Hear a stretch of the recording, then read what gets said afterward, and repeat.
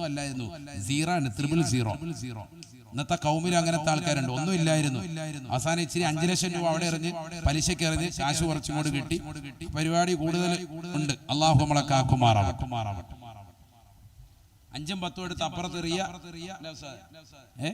ഉസ്താദിനോട് പറയുമ്പോൾ ഉസ്താദ് പറഞ്ഞിട്ട് വല്ലതും പറയാന്നില്ല. ഉസ്താദുമായിട്ട് അങ്ങനെ ഒന്നും സംസാരിച്ചിട്ട് പോലും ഇല്ല. അല്ലാതെ തന്നെ എനിക്കറിയാം. ഞാൻ ഈ ആറാട്ടുപുഴയിലൊക്കെ മുമ്പ് ഭാഗം വന്നല്ലേ, രണ്ടും അല്ലേ ഇവിടെ ആറാട്ടുപുഴയിൽ വലിയ ദൂരമൊന്നും ഇല്ലല്ലോ. അതുകൊണ്ട് തന്നെ എനിക്ക് നേരത്തെ കൗമിനെയൊക്കെ നല്ലതുപോലെ അറിയാം. പിന്നെ ആലപ്പുഴയിൽ ഒരു 5 വർഷം ഇരുന്നത് കൊണ്ട് തന്നെ, മസ്താമ്പള്ളി ഇരുന്നത് കൊണ്ട് തന്നെ ഏകദേശം കൗമിനെ എല്ലാ സ്ഥലത്തും എനിക്ക് നല്ലതുപോലെ പരിചയമാണ്. ആ കൗമ അവിടെ എന്ത് ചെയ്യുന്നു, അവിടെ എങ്ങനെയാണ് റോൾ ചെയ്യുന്നത് എന്നൊക്കെ നല്ലതുപോലെ അറിയാം.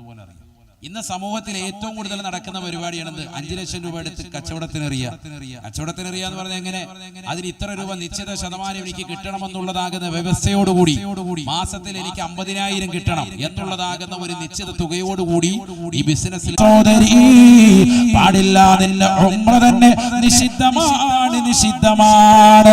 ഹലാലായ സമ്പാദ്യത്തിലൂടെ അല്ലാതെ ഹജ്ജിനോ ഉംറയ്ക്കോ മുഅ്മിനായ മനുഷ്യ നിന്റെ വീട്ടിലുള്ളതാകുന്ന പാനീയങ്ങൾക്കോ ഒരു കാര്യത്തിനോ നീ സമ്പത്ത് ചെലവഴിക്കരുത്. തീർത്തും ഹലാലാവൽ നിർബന്ധമാണ്. ശ്രദ്ധിക്കണം. റസൂലുള്ളാഹി സ്വല്ലല്ലാഹു അലൈഹി വസല്ലം തങ്ങൾ പറഞ്ഞതാണ്, മാനബത മിനൽ ഹറാം ഫന്നാറു ഔലാ ബിഹി.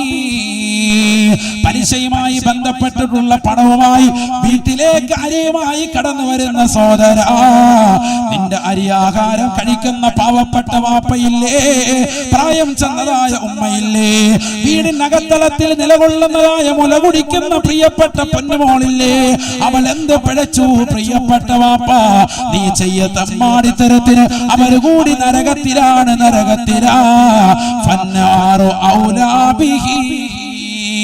നരകവുമായി ബന്ധപ്പെട്ടതാകുന്ന ശരീരമാണ് അവരുടെ ശരീരമെന്ന് ഹബീബുനാ ശഫീഉനാ പോകുമ്പോ, കടലിന്റെ അടിയിലേക്ക് മത്സ്യം തേടിക്കൊണ്ട് പോകുമ്പോ പാവപ്പെട്ടതാകുന്ന സഹോദരിമാർ വീടിന്റെ ഉമ്മറത്ത് നിന്നുകൊണ്ട് വിളിച്ചു പറയുകയാണ്, ഇയ്യാകും വകസബൽ ഹറാം.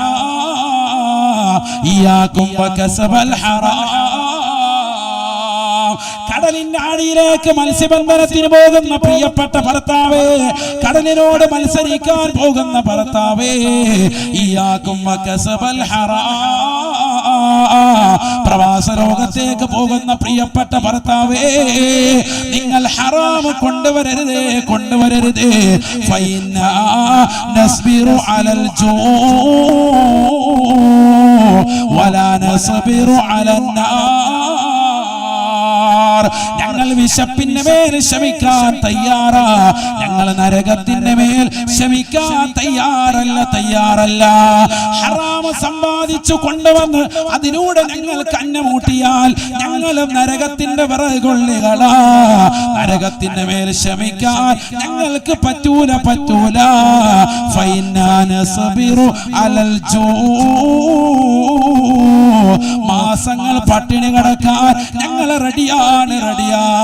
നിങ്ങൾ ഗൾഫിലേക്ക് പോയി, നിങ്ങൾ മത്സ്യബന്ധനത്തിന് പോയി, നിങ്ങൾ തിരിച്ചു വരുമ്പോ വെറും കൊട്ടയോടുകൂടിയാണ് വന്നിട്ടുള്ളത്. മത്സ്യമില്ല, സമ്പത്തില്ല. ഞങ്ങൾക്ക് പ്രശ്നമല്ല. കാരണം ഹലാല് മാത്രമേ ഭുജിക്കാവുള്ളൂ എന്ന് അല്ലാഹുവിന്റെ റസൂൽ പറഞ്ഞതല്ലേ. മോശപ്പെട്ട സമ്പാദ്യവുമായി നിങ്ങൾ കടന്നു വരരുതേ.